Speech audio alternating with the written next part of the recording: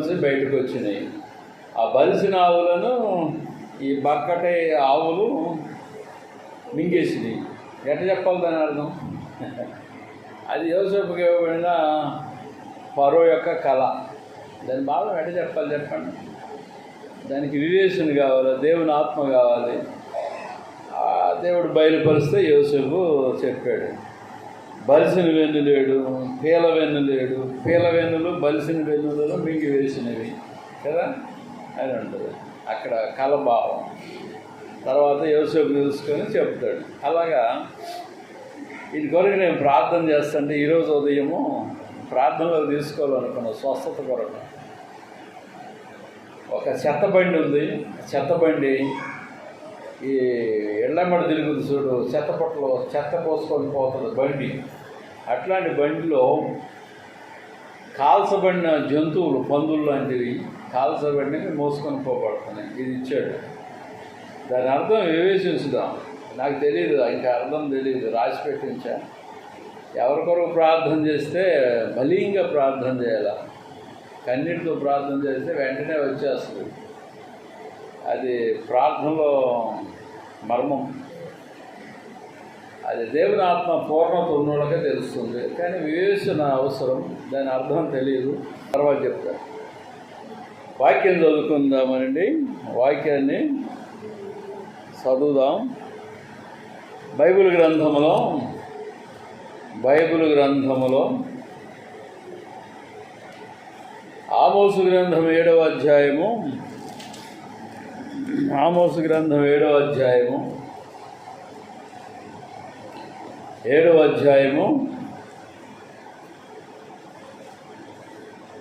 వచనం నుంచి 9వ వచనం వరకు చదువుదాం. ఆమోసు గ్రంథం 7వ అధ్యాయం 7వ వచనం నుంచి 9 వరకు.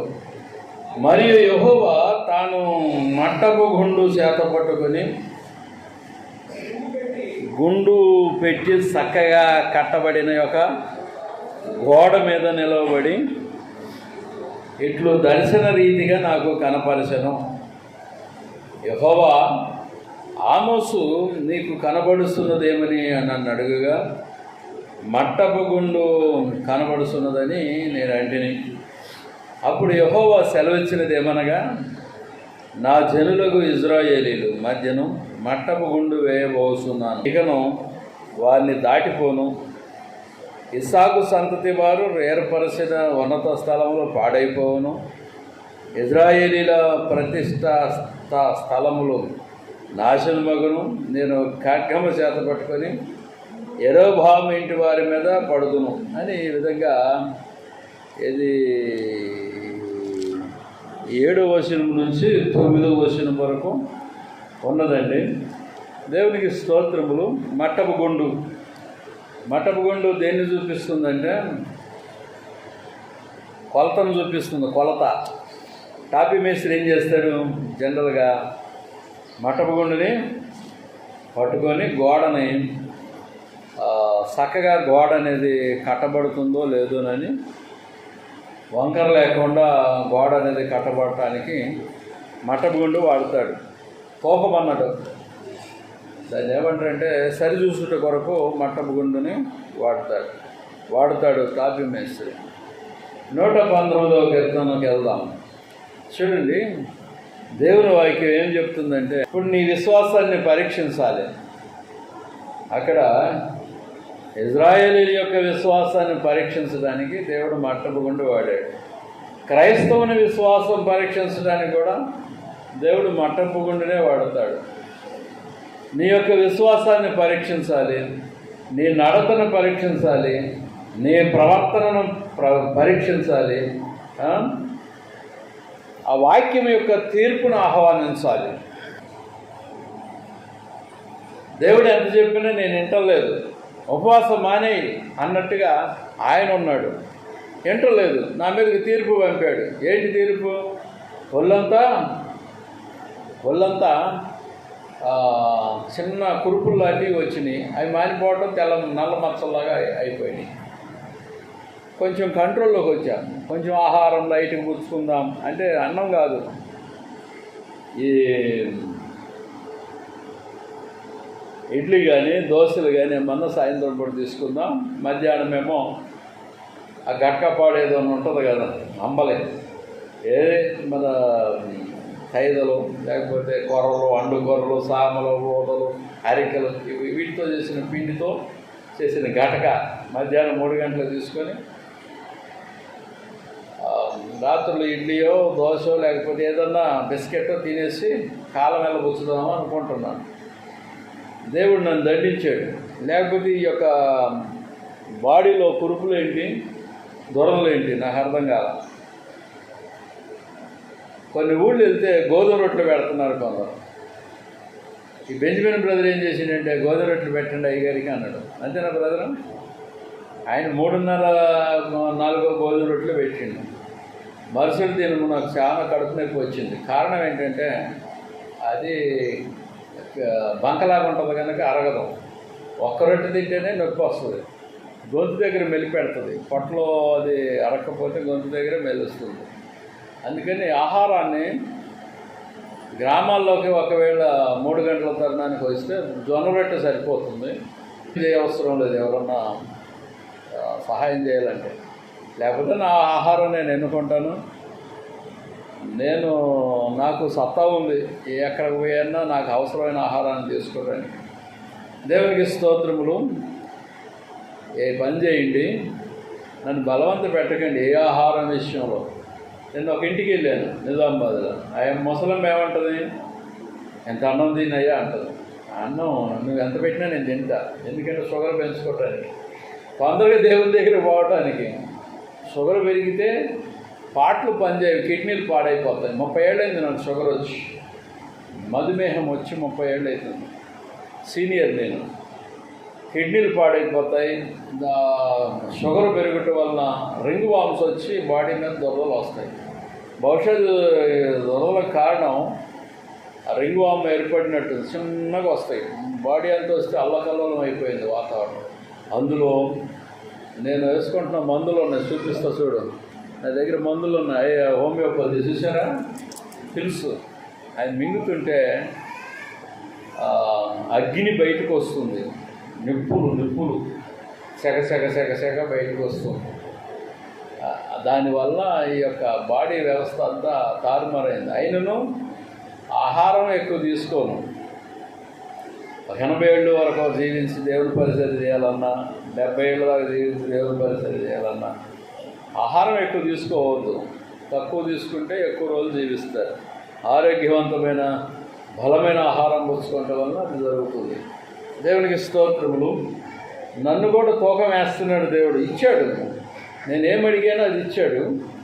ప్రాపసీ అడిగితే మోకాళ్ళ మీద ఉండి ఎవరి కొరకు ప్రార్థన చేస్తున్నానో ప్రాపసీ వచ్చేస్తుంది, తెలుస్తుంది. నేను దేవుణ్ణి అడిగినది మీరు నాకు విన్నపం చెప్పండి, దాని గురించి సమాధానం చెప్తా. వెంటనే కాదు, ఒక అర్ధగంట గంట టైం ఏంటి, మీరు ఇచ్చిన ఏది ఉందో దాన్ని అంశాన్ని నాకు ఇచ్చేసి అర్ధగంట గంట తర్వాత నన్ను కలవండి. దానికి సమాధానం దేవుని దగ్గర నుంచి కొనుక్కొని ఇచ్చేస్తా వెంటనే. దేవునికి స్తోత్రములు. మరి టైం ఇవ్వకుండా డైరెక్ట్ చెప్పమంటే నేను ఎలా చెప్పాలా? కనుక దేవునికి స్తోత్రములు. అడిగింది ఇచ్చాడు. అయితే మరొకటి ఇవ్వలేదు. మరొకటి ఏంటంటే ఈ సంఘాలు అనేవి విస్తరించాలి ప్రపంచం నలుమూలలకు అనేది ఒకటి ఇవ్వబడాలి. అది నాకు ఇంకా చెప్పబడలేదు. బహుశా దానికి సూచనలు చెప్పాడు. మీటింగులు పెట్టి అక్కడక్కడంటే ఆయన ధనం ఇవ్వాలి. మీటింగులు పెడితే అక్కడక్కడ మరి విస్తరిస్తుందేమో తెలియదు. దేవునికి స్తోత్రములు. ఇటు విధానాల్లో దేవుడు నాతో కాంటాక్ట్ అయ్యాడు. దేవునికి స్తోత్రములు. మట్టపుగుండు విశ్వాస పరిమాణాన్ని తూయుట కొరకు. తూయుట అంటే తూసుట కొరకు. తూయుట లేక తూసుట కొరకు. విశ్వాస పరిమాణాన్ని కొలుసుట కొరకు ఉపయోగిస్తారు. ఇజ్రాయెల్ యొక్క దేశము కన్స్ట్రక్షన్ వాళ్ళ విశ్వాసాన్ని కొలుసుట కొరకు, ప్రజల విశ్వాసాన్ని కొలుసుట కొరకు. ఈ సంఘ పరిమాణం ఎంత? విశ్వాస పరిమాణం. ఈ సంఘం ఇచ్చే బడ్జెట్ ఎంత దేవుని సేవకి? ఈ సంఘం అనేది ఒక్కొక్క విశ్వాస పరిమాణం ఎంత? ఒక్క ప్రాపసీ గట్టిగా నీ బ్యాడ్ బిహేవియర్ వలన దేవుడు ఏదైనా బయలుపరిస్తే సేవకుడు చెప్పాడు అనుకో, నువ్వు సేవకుడి మీద కోపడతావు కానీ దేవుడి మీద ఎందుకు కోపడవు? అంటే నువ్వు చెడ్డగా నడిచినా కూడా దేవుడు నిన్ను దీవిస్తూనే ఉండాలన్నట్ట. నువ్వు చెడుగా నడుస్తున్నా దేవుడు నిన్ను దీవించాలా? అంతేనా? అట్లా చేయడు ఆయన, దీవించడం. నీ చెడు నడతను మాన్పించి దీవిస్తాడు, మంచిగా చేసి మనిషిని దీవిస్తాడు. అదండి రహస్యం.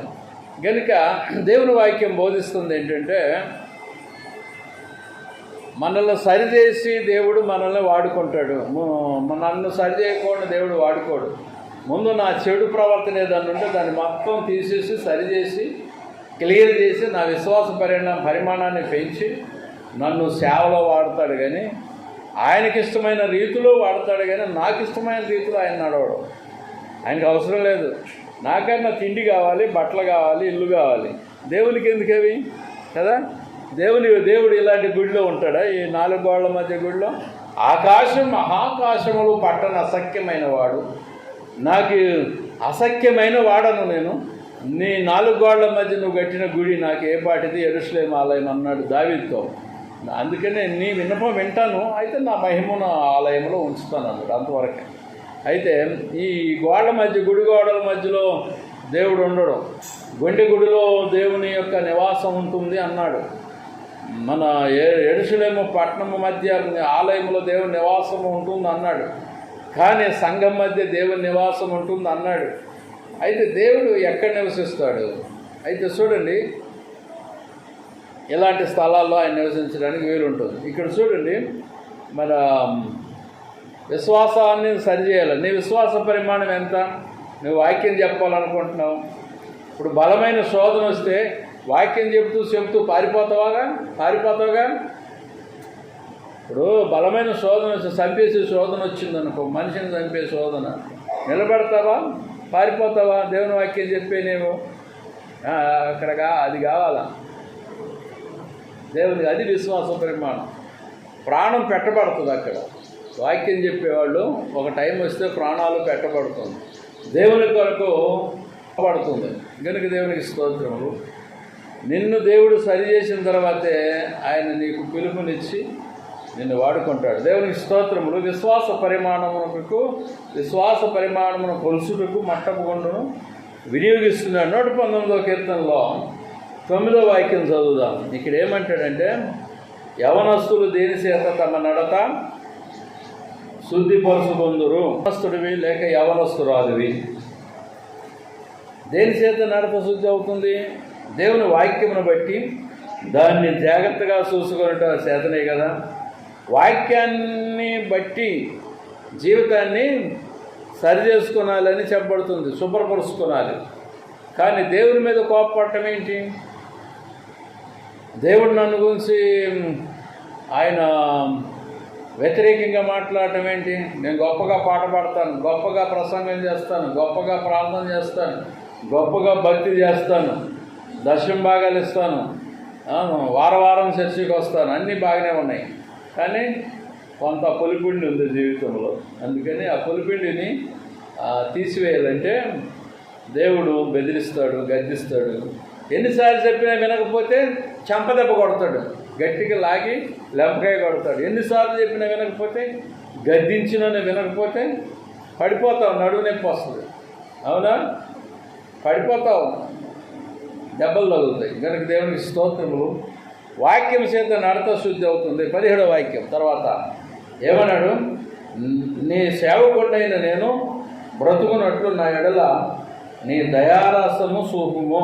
సేవకుడు బ్రతకాలంటే దయారసం కావాలి. తర్వాత నీ వాక్యమును బట్టి నేను నడుచుకొను సుందును. వాక్యాన్ని బట్టి నడవాలి. 24వ వాక్యం తర్వాత, శాసనములు నాకు సంతోషకరములు, అవి నాకు ఆలోచనకర్తలై ఉన్నవే. శాసనాలు సంతోషకరాలు, అవి ఆలోచనకర్తలై ఉన్నవి దేవుని శాసనంలో. 34వ వాక్యంలో, నీ ధర్మశాస్త్రమును అనుసరించుటకు నాకు బుద్ధి దయచేయము, అప్పుడు నా పూర్ణ హృదయముతో నేను దాని ప్రకారము నడుచుకొందును. ఇక్కడ గమనించండి, నీ ధర్మశాస్త్రమును అనుసరించుటకు నాకు బుద్ధి దయచేయము. అంటే బుద్ధి చాలదన్నట్టు. బుద్ధి దైవసేయం అంటే బుద్ధి ఇవ్వబడలేదు, అంటే బుద్ధి ఇవ్వబడవలను అని కోరుతున్నాడు ఆయన. ఈ కీర్తన రాసిన ఆయన బుద్ధి ఇవ్వబడవలనని గీమిల్ మీద ఉంది, ఇది గీమిల్ ఒకటి ఉంది. తర్వాత 9వ వచనం అంటే బేత్ మీద ఉంది, గీమిల్ అవి రాగాలేమో, దాలెత్తు, హే అనే వాటి మీద రాసి ఉన్నాయి ఇవి. అయితే ఈ కీర్తన రాసిన ఆయన అడుగుతున్నాడు, నాకు బుద్ధి దయచేయము, బుద్ధి లేదు, బుద్ధి తక్కువగా ఉంది. అంటే చాలామంది ఏంటంటే మేము దేవుని కొరకు ఇన్ని పనులు చేస్తున్నాం కనుక మేము చెప్పినట్టు దేవుడు వినాలా, వీడు చెప్పినట్లు దేవుడు వినాలా, భక్తుడు చెప్పినట్టు దేవుడు వినాలి, దేవుడు చెప్పినట్టు భక్తుడు వినడు, అయితే పరలోకం రాడు. దేవుడు చెప్పినట్టు సేవకుడు వినాలి. ప్రైజ్ ది లార్డ్, హల్లెలూయా. నేను దేవుని నోరు మాత్రమే, ఇది పెదాలు నాలుక, ఇది మాత్రమే మాట్లాడేది దేవుడు. ప్రైజ్ ది లార్డ్, హల్లెలూయా. వాక్యం మాట్లాడేది దేవుడు, ఈ శబ్దం దేవునిది, దర్శనం మాట్లాడేది దేవుడు, కళ మాట్లాడేది దేవుడు, మన కళనిచ్చేది దేవుడు, స్వరం ఇచ్చేది దేవుడు. ఆయన దైవ సేవకుడు లోపల నుంచి అవన్నీ కలిగిస్తాడు. ప్రైజ్ ది లార్డ్, హల్లెలూయా. దేవుని మీద గురిపెట్టాలి. దేవుడు ఎందుకు నన్ను గురించి వ్యతిరేకంగా మాట్లాడాడు, మరి నువ్వెందుకు దేవునికి వ్యతిరేకంగా నడుస్తున్నావని ఆయన ప్రశ్న అడుగుతున్నాడు. దేవునికి వ్యతిరేకంగా ఎందుకు నడుస్తున్నావు? ఇప్పుడు దైవవాక్యం ఏం చెప్తుంది, ఆ వాక్యం ప్రకారం ఎందుకు నడవట్లేదు కనుక నీకు వ్యతిరేకమైన ప్రవచనం వచ్చింది, లేకపోతే వ్యతిరేకంగా ఎందుకు వస్తుంది? చూడండి, ఇక్కడ దైవవాక్యంలో వినువారును ప్రవర్తించువారుగా ఉండాలి, వాక్యాన్ని వినాలి, ఆ ప్రకారంగా నడవాలంటాడు. తర్వాత వాక్యం అనేది తీర్పు చేస్తుంది. ఇదండి ఇక్కడ చెప్పబడింది. ఇది ఇంకో రెండో అంశంలోకి వెళ్దాం. ఆమోసు గ్రంథంలో రెండో విషయం ఏంటంటే మన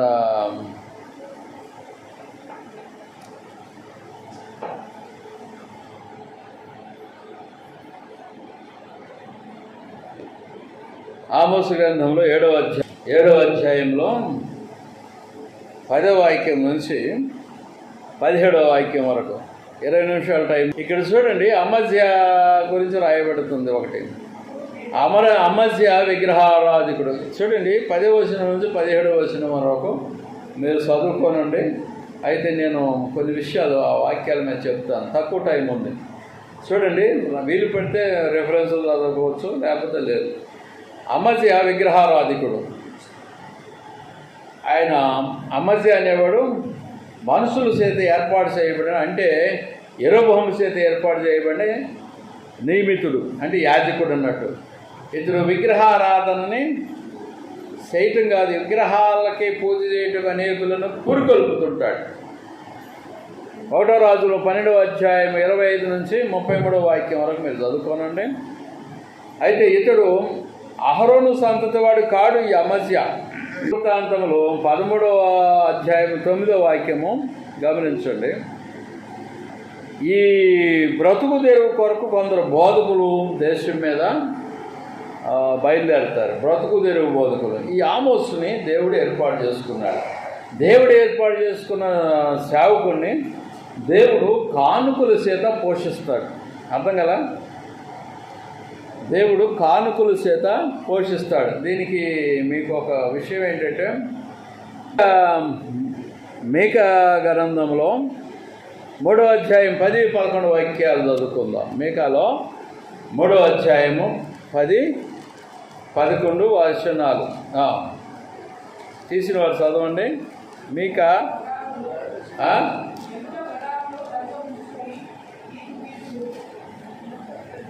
ఇక్కడికి రా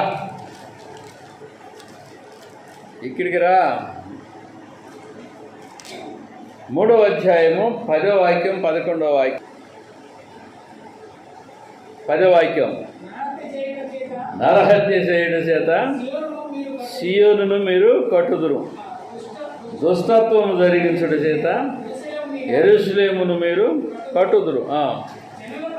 జనులు ప్రధానులు లంచం పుచ్చుకొని తీర్పు తీర్చుదురు.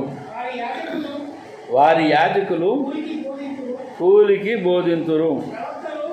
యాజకులు కూలికి బోధింతురు అంటే డబ్బు ఇస్తేనే మేము వాక్యం చెప్తాం. ద్రవ్యము తర్వాత కూలికి బోధింతురు. తర్వాత ప్రవక్తల ద్రవ్యము కొరకు సోది చెప్పుదురు. ద్రవ్యము కొరకు సోది చెప్పుదురు. అయినను వారు యెహోవాను ఆధారం చేసుకుని యెహోవా మన మధ్యనున్నాడు కదా, ఏ కీడును మనకు రానేరదని అనుకొందురు. డబ్బుల కొరకు సేవ చేసేవాడు ఈ అమస్య. చెప్పబడిందా? కానుకలు అలా కాదు. ఆమోస్కి మధ్య వాదోపవాదం. సత్యానికను అబద్ధానికి మధ్య వాదోపవాదం, తర్కం.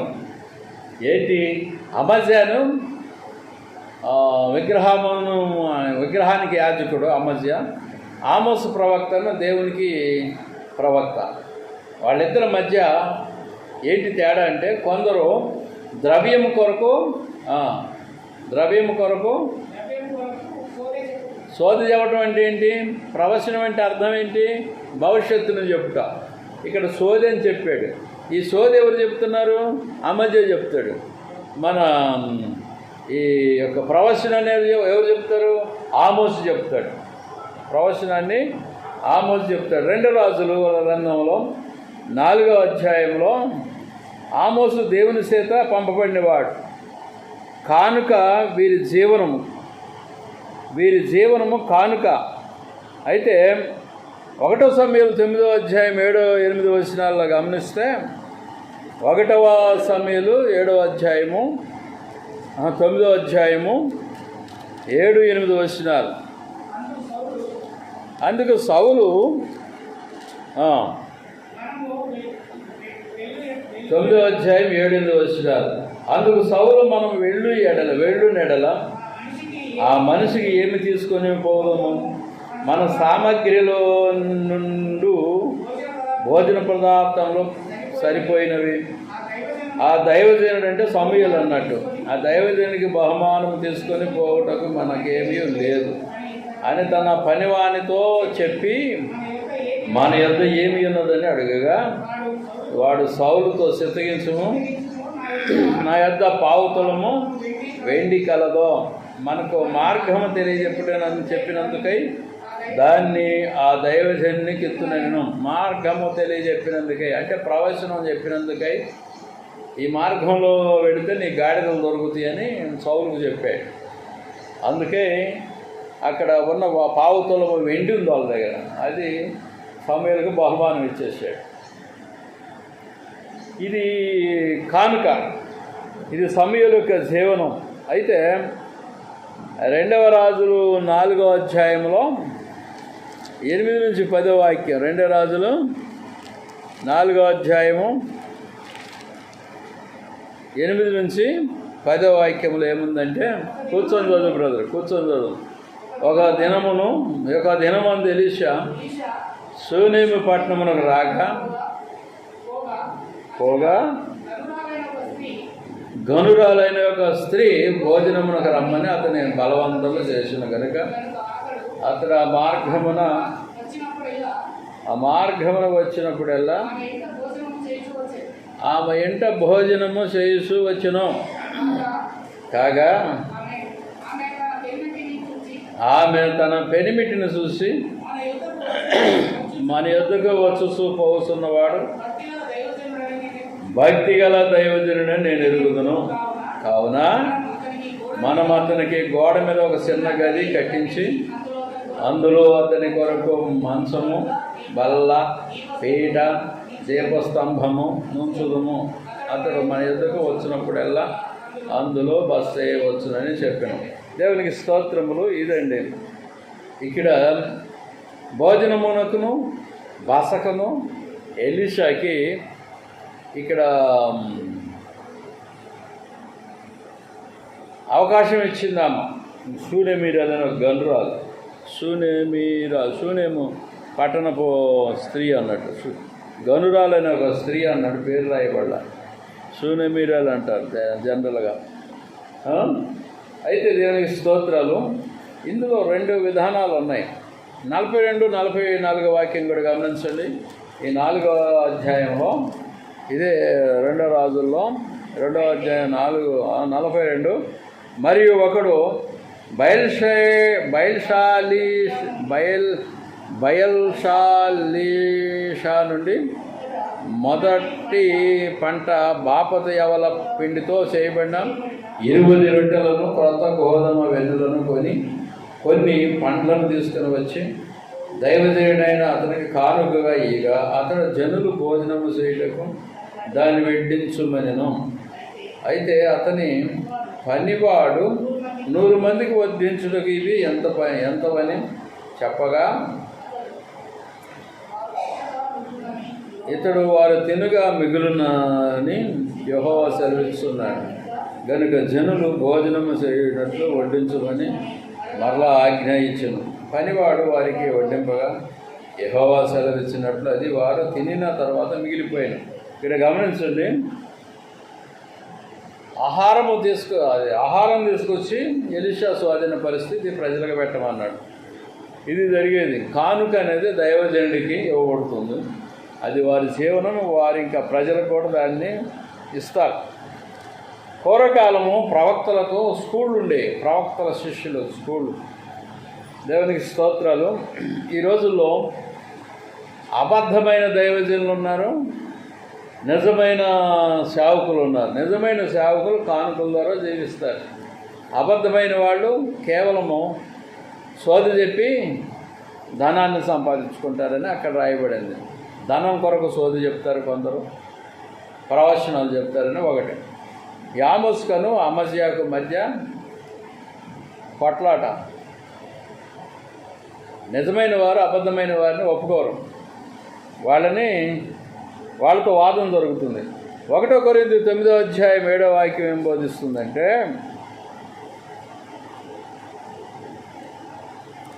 1 కొరింథీ 9వ అధ్యాయము 7వ వాక్యం నుంచి 14 వరకు ఉన్నాయండి.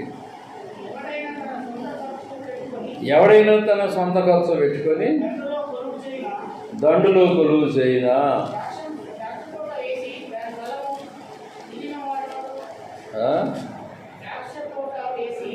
ద్రాక్ష తోట వేసి తినని వాడెవడు? తినినవాడు కాదు, తినని వాడెవడు? ద్రాక్ష తోట వేసి దాన్ని తినని వాడెవడు? తినని వాడెవడు? మందన కాసే మంద పాలు త్రాగని వాడెవడు? ఈ మాటలు లోకాచారమును బట్టి చెప్పుతున్నానా?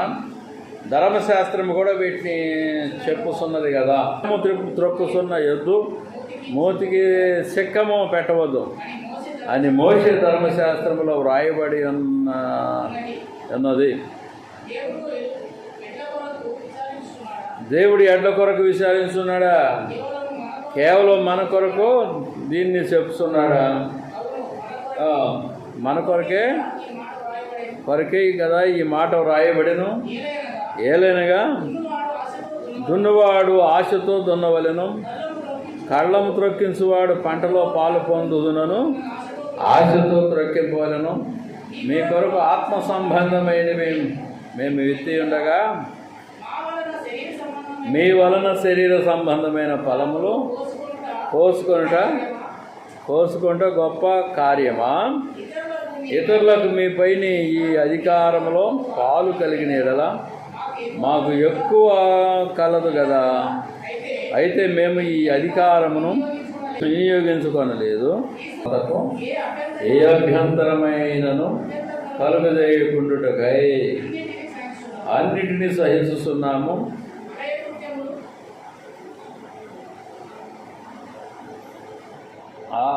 ఆలయ కృత్యములు జరిగించువారు ఆలయము వలన జీవనము చేస్తున్నారని, బలిపీఠం వద్ద కనిపెట్టుకొని వారు బలిపీఠముతో పాలువారై ఉన్నారని మీరు ఎరుగురా. అలాగను సువార్త ప్రచురించువారు సువార్త వలన జీవింపవలెనని ప్రభువు నియమించున్నాడు. చూడండి, ఇక్కడ సువార్త ప్రకటించువారు దేంతో జీవించాలి? సువార్త వలన జీవించాలి. అంటే ఏంటి?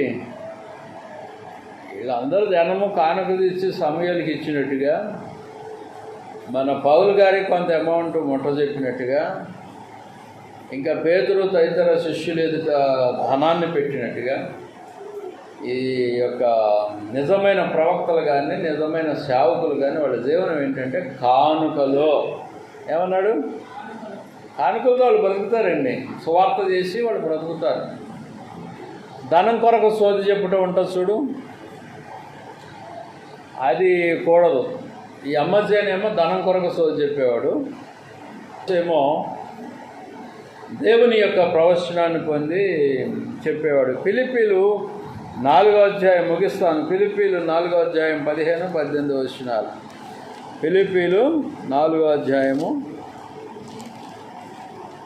15-18 వచనాలు. 4 ఏమన్నాడు? ఫిలిప్పీలారా, సువార్తను నేను భోజన విషయంలోనూ మీరు తప్ప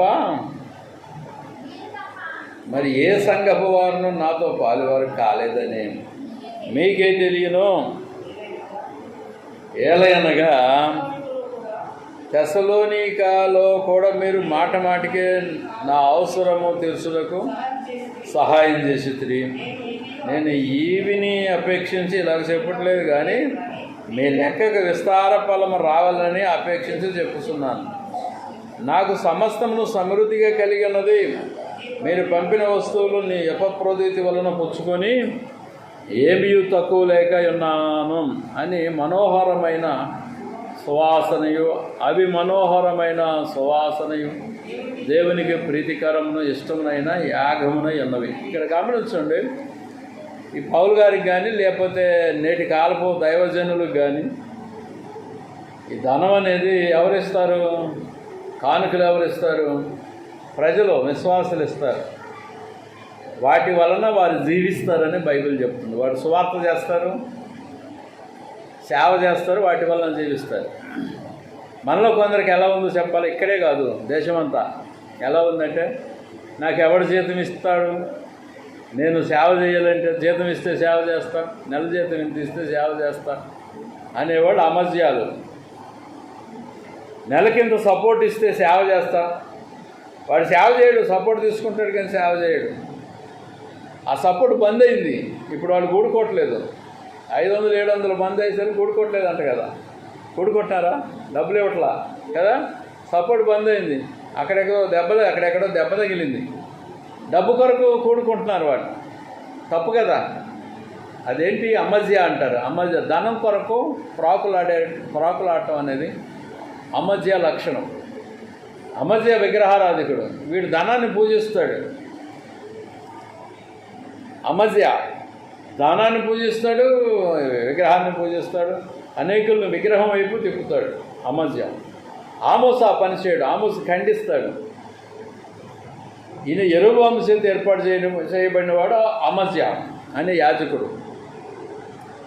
మనుషులు కట్న కానుకలు అంటే జీతాలు ఇస్తే వాటితో బ్రతికేవాడు ఈ అమజ్య. ఆమోస్ ఏమో దేవుని యొక్క ప్రవక్త. దానికి దీనికి కలవదు. నిజమైన వారు ఉపవాసమైన చేసి అలాగనే తపస్సు చేస్తారు, కానీ ఈ ధనం కొరకు సోది చెప్పరు, ప్రవచనాలు చెప్పరు, బోధలు చేయరు. జీవనోపాధి, దైవజనుడి జీవనోపాధి ప్రజలిచ్చే కానుకలతో నడిచిపోతుంది.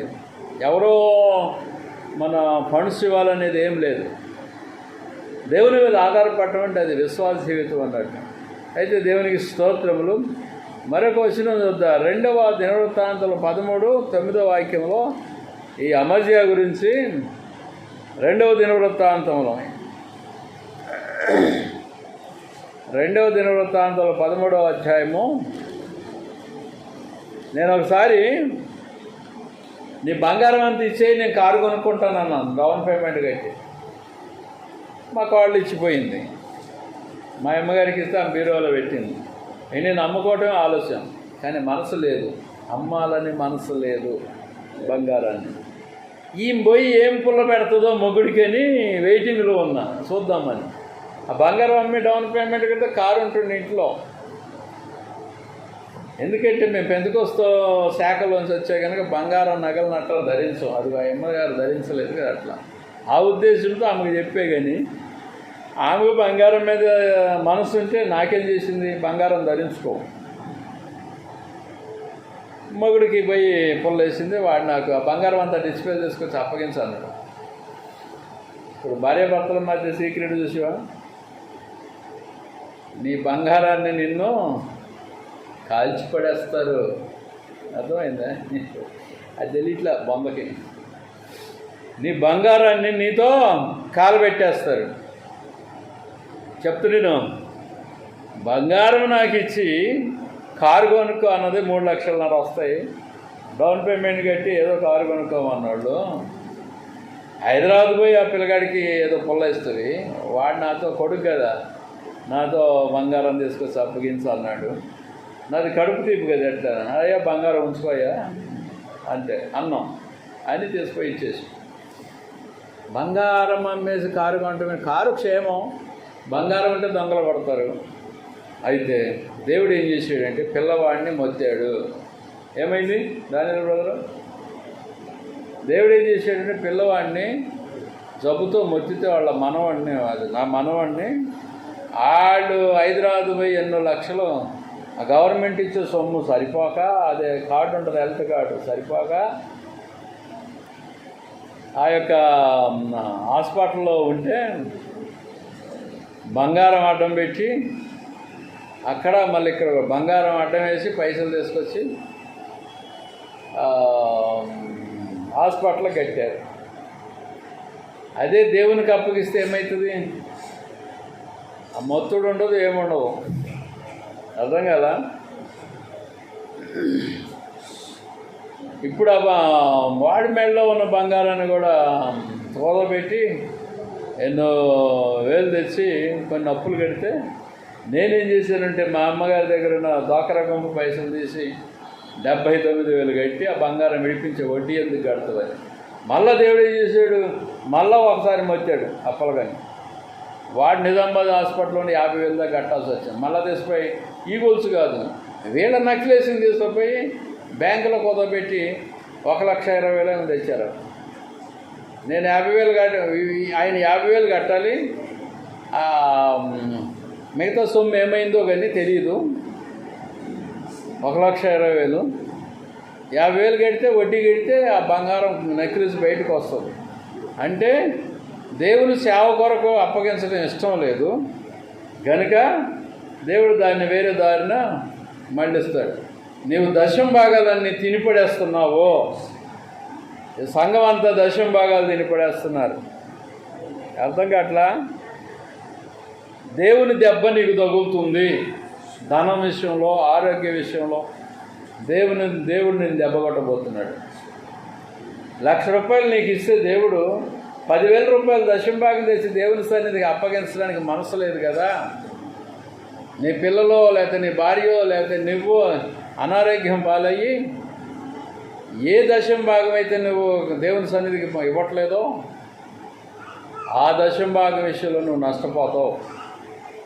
నేను చెప్పింది కరెక్ట్. ఒకళ్ళకి పంట వస్తుంది, 2 లక్షలు వస్తే ఒక 20,000 దేవుని సన్నిధికి పంపట్లేదు.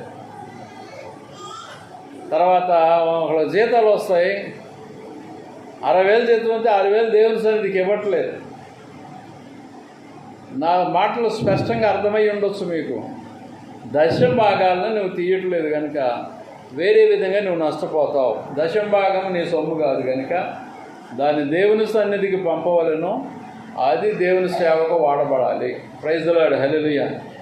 ఇక్కడ అపోస్తలుడైన పౌలు ఏమంటున్నాడు? మీరు ఇచ్చే సొత్తు నాకేమీ కొదువు లేకుండా ఉంటున్నాయి. మీలో ఒకళ్ళు ఇద్దరు ఏదో కొద్ది దశం భాగం తీస్తుంటే అది కేవలం పొట్ట నింపుకోవటానికి మాత్రమే వాడుకొని నేను లగ్జరీలు తీసుకోవట్లేదు, లగ్జరీలోకి పోలేదు, ఇల్లు కట్టుకోలేదు, ఆదాయం లేదు. ఎందుకమ్మా నీకు బంగారం అవసరం లేదు, మా అమ్మగారు ఎలా ఉందో అలా ఉండాలి, నగలు నట్ట లేకుండా నేను మొగుడికి పుల్ల పెడితే వాడేమో నన్ను అది తీసుకొచ్చి తెచ్చిపిల్లలు అప్పగించేటివి నేను తీసుకుపోయి అప్పగిస్తే నీ పిల్లగాడు మొత్తబడా. ఏమని? నిమోనియాతో మొత్తబడా. కొన్ని లక్షల రూపాయలు. ఎంత నీవు దేవునికి అప్పగించాలో అంత అప్పగించుకోకుండా ఎదురు తిరగటం వల్ల ఎన్ని లక్షలు ఖర్చు వచ్చింది? వాళ్ళకి వస్తే నీకు రాలేదా? నేను దేవుని సేవకుడండి. నా పిల్లల మీద వచ్చినా ప్రవచనం చెప్పబడుతుంది, సజ్జల మీద వచ్చినా చెప్పాలి, ఎక్కడ ఏది నష్టం జరుగుతున్నా చెప్పబడుతుంది, మేలైనా చెప్పబడుతుంది. కనుక ధనం విషయమై దేవుడు లాడ్ చేస్తాడా అంటారేమో మీరు. అవును. అరే అననీయ సత్పీరాలు సత్యపోయారు. దేవునికి అవి ఇస్తానని చెప్పిందంతా ఇవ్వకుండా సగం దాచుకునటం వలన ప్రాణాలే పోయినాయి ధనం దగ్గర. వాళ్ళు అబద్ధం ఆడటం వలన రాసి ఉంది. మీరు దశమ భాగములు తీయని ఎడల అవి దేవునికి నీవు లెక్క చెప్పాలి. పైసాతో పైసా చెప్పాలి. ఇదిగో నా దశమ భాగం, అమ్మ ఉందే, ఇదిగో నా దశమ భాగం అని తీసుకొస్తుంది. అదేమ్మా ఏందమ్మా, ఏ అమ్మ 500 తీసుకొచ్చి దశమ భాగం అని ఇస్తున్నావు, 1000 రూపాయలని ఇస్తున్నావు అంటే ఇక్కడ ఉంటుంది, అక్కడ బంగ్లాలో ఉంటుంది, అమ్మేసుకొని పోయారు బంగ్లా. ఏందమ్మంటే అంత నా కొడుకు పెత్తనం అయ్యారు, నాకు మా కొడుకు పైసలు ఇస్తే నేను అంగడికి పోతాను, దానిలో మిగిలిచ్చి తీసుకొచ్చి నీకు ఇస్తున్నాను అంటది. మా కొడుకు పెత్తనం కనుక అది నాకు అంతా అందదు, నేను ఇవ్వలేను అంటారు. నేనేం చెప్పాలి దానికి? తప్పించుకోవటమా లేకపోతే దేవుని మందిరానికి అప్పగించాలి. ఇక్కడ దశమ భాగాలు చూస్తే నెలవారీలో 5,000, 4,000, 10,000 లోపు ఉంటాయండి. దైవ సేవకులు ఈ రోజుల్లో ఆ ధనంతో జీవించడము కష్టం. నేను పిచ్చోండి కనుక ఏదో మీకు వాక్యాలు ప్రకటిస్తున్నాను అంటే సోది చెప్పుకోవటం వలన కాదు, ధనం కొరకు సేవ చేయట్లేదు కనుక నేను దేవుని కొరకు పరిచర్య కనుక ధనాన్ని గురించి పట్టించుకోవట్లేదు. జనాలకి కరాఖండిగా దశమ భాగాల గురించి ఆజ్ఞాపించడం లేదు. నేను దేవుని కొరకు పనిచేస్తున్నా, వాక్యం చెప్తున్నాను దేవుని కొరకు కనుక తొలం వచ్చినా పొలం వచ్చినా తినుసు ఏదో వాక్యాలను దేశం మీద ప్రకటిస్తున్నాం. నేను జీతాల కొరకు ప్రకటించట్ల వాక్యాన్ని. జీతాల కొరకు ఈ బంగ్లా కట్టలేదు, ఫండ్స్ కొరకు లేకపోతే సంఘములో విస్తారమైన ధనాన్ని రాబట్టుకోవాలని పని చేయట్లేదు. దేవుని వాక్యాన్ని ప్రకటించాలనే ఉద్దేశం మీద మీలో కొందరు దశమ భాగాలు తీస్తున్నారు. ఎంత వచ్చినా సరిపెట్టుకొని ఆహారం ముచ్చుకొని ఏదో పని చేస్తున్నాం. కానీ వాస్తవానికి నా సీనియారిటీని బట్టి నేను లగ్జరీలో ఉండాలి. ఇప్పుడు ఒక చిన్న కారు అన్నా ఇంటి ముందు ఉండి నడుస్తుండాలి. ప్రైజ్ ది లార్డ్, హల్లెలూయా. దీని నష్టం అనేది ఎప్పటికైనా మీరు పొందబడుతుంది. దశమ భాగంలో తీయని నష్టం ఉంది చూడండి. తీయకపోవట దాని యొక్క దెబ్బ కుటుంబాల మీద పడుతుందండి. ఇది ఎందుకు చెప్తున్నానంటే ఇక్కడ వచ్చిన అమజ్యాకాను ఆమోస్కి మధ్య వాదంలో అమజ్యాన్ని ఆమోసు ఖండిస్తున్నాడు. ఆయన పశువులు కాపరి, మేడి పండ్లు ఏరుకొని అమ్ముకొని జీవించి దేవుని ప్రవచనాన్ని ప్రచురిస్తాడు. ద్రవ్యం కొరకు బోధలు చేసేవాడు, ద్రవ్యం కొరకు సోది చెప్పేవాడు, ద్రవ్యం కొరకు పని చేసేవాడు కొందరు ఉన్నారు దేశం మీద. వాళ్ళు ఈ ఆమోసుకు వ్యతిరేకమైన వాడు, దేవుని సేవకు కూడా వ్యతిరేకమైన వాడు. వాళ్ళు అబద్ధికులని బైబిల్ చెప్తుంది. దేవునికి స్తోత్రములు.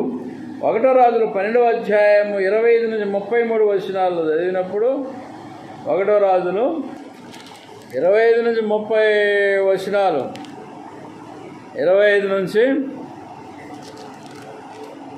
12వ అధ్యాయంలో 1 రాజుల్లో మన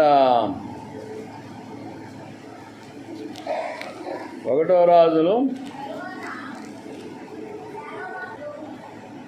12వ అధ్యాయం 25 నుంచి 33 వరకు. 1 రాజులు 12వ అధ్యాయం 25 నుంచి. తర్వాత యెరోబాము ఎఫ్రాయిము మన్యమందు షెకెమును పట్టణము కట్టించి అతడు కాపురం ఉండి అతడి నుండి బయలుదేరి పెనుయేలును కట్టించడు. ఈ జనులు యెరూషలేమునందున యెహోవా మందిరమందు బలులు అర్పించుటకు ఎక్కిపోవచుండిన ఎడల ఈ జనుల హృదయము యోధారాజైన రెహబామను తమ యజమానుని తట్టు తిరుగును. అప్పుడు వారు నన్ను చంపి యోధారాజైన రెహబాము వద్ద మరలా చేరుదురు. రాజ్యము మరలా దావీదు సంతతి వారి దగును అని యరొబాము తమ హృదయమందు తలంచి ఆలోచన చేసి 2 బంగారపు దూడలు చేయించి జనులను పిలిచి యెరూషలేమునకు పోవటం మీకు బహు కష్టము. ఇశ్రాయేలు వార్లారా, ఐగుప్తు దేశములో నుండి మిమ్మను రప్పించిన మీ దేవుడు ఇవే అని చెప్పి ఒకటి బేతేలునందును ఒకటి దానునందును ఉంచాను. దాను వరకు ఈ రెంటిలో ఒకదాన్ని జనులు పూజించుట వలన రాజు చేసిన కార్యముగా ఏర్పరిచి లేవీలు కాని సాధారణమైన వారిలో కొందరిని యాజకులుగా నియమించిన. ఇది లేవీలు కాని అంటే పాస్టర్లు కాని వారిని కొందరిని అంటే యాజకులు పాస్టర్లు కాని వారిని కొందరిని సామాన్యులను ఏర్పాటు చేశాడు విగ్రహాలకు సేవ చేయటానికి, దేవుని సేవ చేయటానికి, దేవుని యెహోవా పేరున విగ్రహాలు సేవ చేయటానికి. మరి యరొబాము యోధాదేశమందు జరుగు ఉత్సవము అంటే ఉత్సవమును 8వ మాసము 15వ దినమందు జరుపని నిర్ణయించి బలిపీఠం మీద బలులు అర్పించి వచ్చింది. ఈ ప్రకారము బేతేలునందును తాను చేయించిన దూడలకు బలులు అర్పించుచుండెను. మరియు తాను చేయించిన ఉన్నతమైన స్థలమునకు యాజకులను బేతేలునందు ఉంచును. ఇది సంగతి. ఇక్కడ ఏం జరుగుతుంది?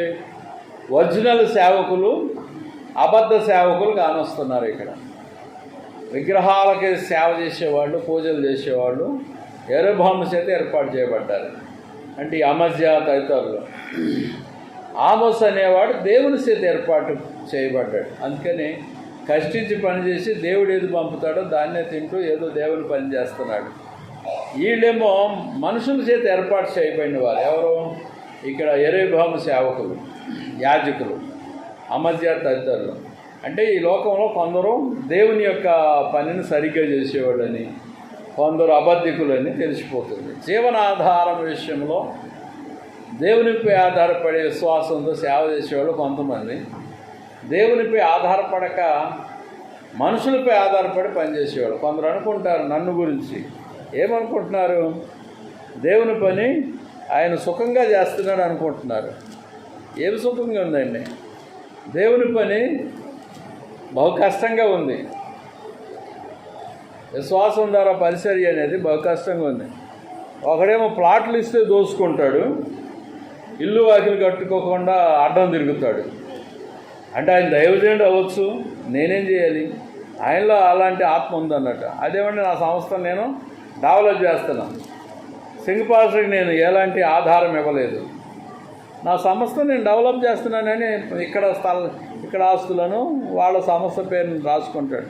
ఏమి ఇచ్చేది లేదు, ఏమి సచ్చేది లేదు, కానీ పోషణ లేదు, ఏమి లేదు, కానీ అక్కడికి ట్రాన్స్ఫర్ చేసుకుంటారు అన్నట్టు. అందుకని వాళ్ళని విడిచిపెట్టాలనుకున్నా. ఆస్తులు తీసుకొని నువ్వు ఉంటే ఉండిపోతే పో, అదేమని అడిగితే నువ్వు ఉంటే ఉండిపోతే పో సమస్యతో అంటాడు ఆయన, ఆ పెద్ద ఆయన. ఎట్లా ఉంది వాళ్ళ కథ. అంటే ఆస్తుల కొరకు మనుషులను నిలుపుతావు అన్నట్టు, ఆత్మలను నిలిపో, దైవ సేవకులను నిలిపో, వాళ్ళ కాపురాలు నాగం చేస్తారన్నట్టు. అలాంటి వారిని విడిచిపెట్టారు. 2వ దినవృత్తాంతంలో 13:9 వాక్యంలో 2వ దినవృత్తాంతంలో 13:9 వాక్యం ఏం బోధిస్తుందంటే, 9వ వాక్యం ఏం బోధిస్తుంది? మీరు అహరోను సంతతి వారైన యెహోవా యాజకులను లేవీలను త్రోసివేసి అన్ని దేశముల జనులు చేయనట్టు మీ కొరకు యాజకులను నియమించుకొంటిరి కదా అంటున్నాడు. ఒక కోడితోనూ 7 గొర్రె పొట్టేళ్లతోనూ తన్ను ప్రతిష్ఠించుటకై వచ్చు ప్రతివాడు దైవములు కాని వాటికి యాజకుడగుచున్నాడు. ఇప్పుడు ఇవన్నీ అవే దైవములు కాని వాటి కొరకు యాజకులు. దైవములు కాని వాటి కొరకు యాజకులు అంటే ఈ దేశం మీద ఉన్న యరొబాము నిలబెట్టిన విగ్రహములాగా ఈ దేశం మీద ఉన్న వాటన్నిటికీ దైవములు కాని వాటికి మనుషుల చేత నియమించబడి పూజలు చేసేవాళ్ళు అనేకులు ఉన్నారు. మనుషుల చేత నియమబడి దేవుని చేత నియమింపబడి దేవుని పరిచర్య చేయాలని ముందుకు వచ్చే వాళ్ళకి నేను చెప్పే సేవల సలహా ఏంటంటే ముగిస్తా. దేవుని పరిచర్య చేయడానికి ముందుకు వస్తారు చూడండి, వాళ్ళకు ఒక సలహా చెప్తున్నా.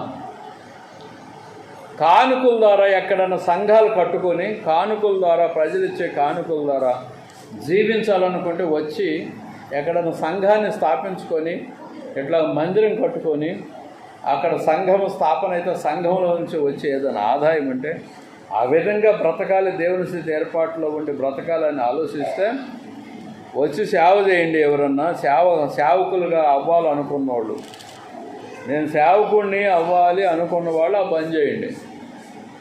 ఎవరు జీతాలు ఎవరు ఫండ్స్ ప్రభు కొరకే పని చేయాలి. బ్రతికితే బ్రతుకు, సస్తే చావు. మరి నువ్వు దేవుని సేవ చేస్తానని వచ్చావు కదా, అంతే కదా. మరి డబ్బులు ఎవరు ఇస్తారు? నువ్వు దేవుని సేవ చేస్తానని వస్తే ఎవరు ఇస్తారు? డబ్బులు ఎవరు ఇస్తారు? దేవుని సేవ చేస్తానని నువ్వు వస్తే ఎవరెవరు? పాస్టర్ కూడా ఇవ్వడు, ఎక్కడ తెచ్చిస్తాడు? కనుక దేవుని పరిచర్య చేయాలనుకున్నవారు, దేవుడు ఒకవేళ వాళ్ళని పిలిస్తే వాళ్ళు ఏం చేయాలంటే, దేవుని పరిచర్య చేయాలనుకున్నవారు బ్రతుకు తెరువు బోధకుడుగా ఉండకుండానట్లు దేవుని పరిచర్య చేయాలనుకున్న వారి దేవుడు ఎక్కడికి పంపుతాడో అక్కడికి వెళ్ళి మొదట 4 ఆత్మలను సంఘాన్ని స్థాపించాలి. ఫస్ట్ నేర్చుకోవాలి, వేరే వాళ్ళ సంఘంలో దూరకూడదు. తర్వాత ఆలయము కట్టాలి. 2, 3వది ఆ సంఘం ఏమన్నా పాలు అంటే ఆదాయం ఏమన్నా ఇస్తే వాటితో బ్రతుకుతూ దేవుని వాక్యం చెప్పాలి. ఇప్పుడు అర్థమైందా? బ్రతుకు తెరువు బోధకులు ఎవరు? మన దేవుని చేతి ఏర్పాటైన సేవకులు ఎవరు? ఈ వాక్యంలో తేలిపోతుందండి. నేను పాస్టర్ని అవ్వాలి, సింగ్ పాస్టర్ చర్చిలో నేనే సేవ చేస్తా. సింగ్ పాస్టర్ సావలేదు కదా నువ్వు సేవ చేయటానికి. అమ్మా, సింగ్ పాస్టర్ చచ్చిండా?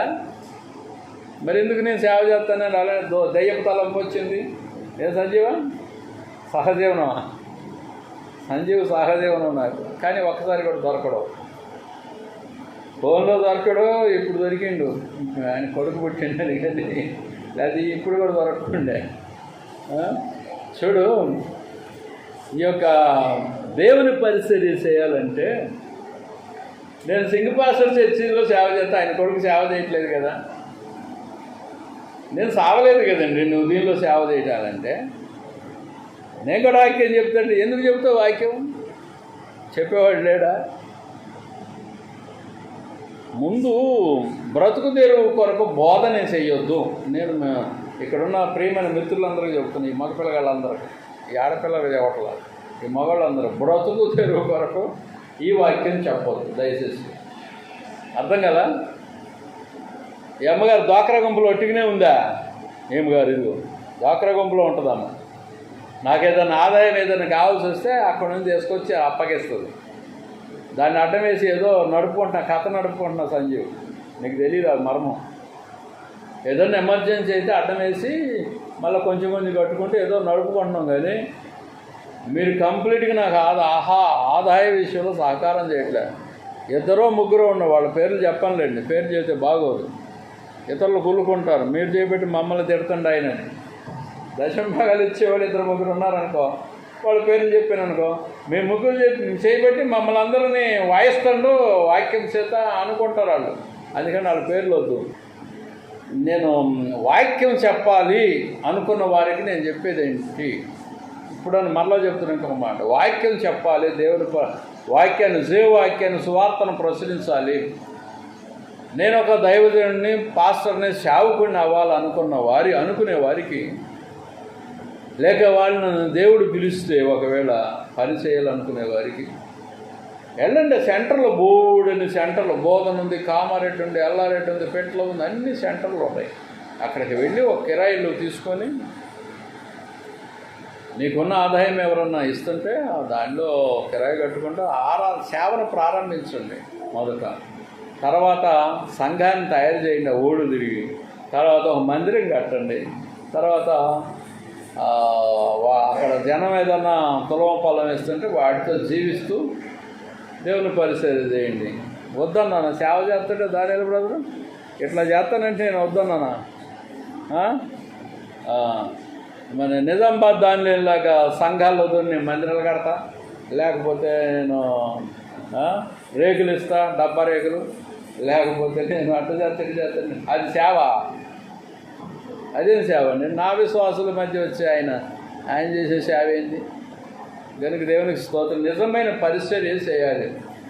35 ఏళ్ళు అవుతుంది, 33, 34 ఏళ్ళు అవుతుంది ఈ ప్రాంతానికి వచ్చి వాక్యం ప్రచురిస్తున్నాను. నన్ను ఎదుర్కొన్నోళ్ళు లేరు. నేను పట్టా చెట్ట నన్ను ఎదుర్కొన్నోళ్ళు లేరు. బాన్సువాడలో అక్కడ ఒక ఆయన ఉన్నాడు, అప్పుడప్పుడు దొరలు వస్తుంటారు, వాడిని ఇచ్చేవాళ్ళు వస్తుంటారు ఆయన దగ్గరికి. కానీ అలాంటి పరిచర్య కూడా నేను చేయలేదు. ఎవరన్నా సేవకులు వాక్యం చేయడానికి వెళ్ళిపోతే వాళ్ళకే నేను ఇచ్చి పంపిస్తున్నాను. నీలాంటి వాడు నాకు ఎక్కడ కనపడలేదు అన్నాడు ఆ యోవేలని ఆయన. నేను ఆయనకి 2000 ఇవ్వబోతే ఇక్కడ వాక్యం చెప్పినందుకు, నీలాంటి వాడు నేను ఎక్కడ చూడలేదయ్యా, నాకు ఇచ్చేవాళ్ళని నేను చూడలేదు, నేనే అందరికి ఇస్తున్నాను, వద్దు ఇవ్వబోక అన్నాడు. దేవునికి స్తోత్రములు. 2 అంశాలు విశ్వాసం ద్వారా ప్రభు పరిచర్య. 1, ప్రజల కానుకలు ఇస్తే కానుకల్ని వాడుకుంటూ జీవిస్తూ ప్రభు కొరకు సువార్త అందించాలి, బోధించాలి వాక్యాన్ని. ఇదొకటి. 2వది బ్రతుకు తెరువు కొరకు పరిచర్య. తన బ్రతుకు తెరువు కొరకే పరిచర్య చేయటం అంటారు. ఈ 2 విధానాలండి. అమజ్య బ్రతుకు తెరువు కొరకు పరిచర్య చేస్తున్నాడు. ఆమోస్ ఏమో దేవుడిస్తే ఏదన్నా తిని దేవుని కొరకు పరిచర్య చేస్తున్నాడు. ఈ 2 విధానాలు ఈ వాక్యాల్లో వివరించబడ్డాయి. 2వ సబ్జెక్టులో, అది 2వ సబ్జెక్టు 10 నుంచి కిందకు ఉన్నాయి కదా వాక్యాలు, ఆ వాక్యాల్లో రాయబడింది. పై వాక్యమేమో విశ్వాస పరిమాణాన్ని చూసుట అని రాయబడింది. ప్రార్థన చేసుకుందాం. మోకాళ్ళ మీద ఉండండి. నేను చెప్పిన అంశాలు మీరు గ్రహిస్తే మంచిది. గ్రహించలేదంటే దానికి నేనేం చేయలేను. నీ మొండితనం, నీ అవిశ్వాసం, వాక్యం మీద నీకు శ్రద్ధ లేదు సరిగా.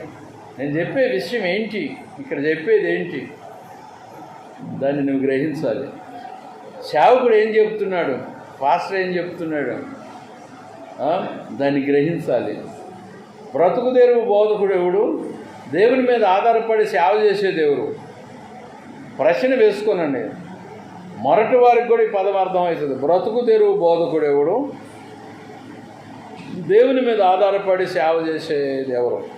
దేవుని మీద ఆధారపడే సేవ చేసేవానికి దేవుడు కానుక రూపంలో సమూయేలుకి ఇవ్వబడిన పావుతులము సౌలు చేత వెండి వలె దైవజనుడికి కానుకలు ఇవ్వబడతాయి. వాటితో వాళ్ళు జీవిస్తారు, ఇతరులకు కూడా పెడతారు. ఈ యొక్క బ్రతుకు తెరువు బోధకులు మనుషుల చేత ఏర్పాటు చేయబడిన వారు. వారికి జీవనము జరుగుతుంది కానీ దేవుని ఏర్పాటులో లేదు. అది వారు విగ్రహాలను పూజించుటయు విగ్రహాలను పూజింపజేయుటయు యాజ్ అమస్య యెరొబెయాము చేత ఏర్పాటులోకి వచ్చినవాడు. అహరోను వారి వంశంలో రానివారు, మెల్కీసెదెకు వంశంలోకి రానివారు, పాస్టర్ల రూపంలో ఉన్నవారు కొందరు రానివారు ఉన్నారు. వాళ్ళ పరిచర్య వేరు, దైవజనుడు సరైన దైవజనుడు పరిచర్య వేరండి. దేవునికి స్తోత్రములు. ప్రార్థించండి ప్రేరేపించబడిన వారు.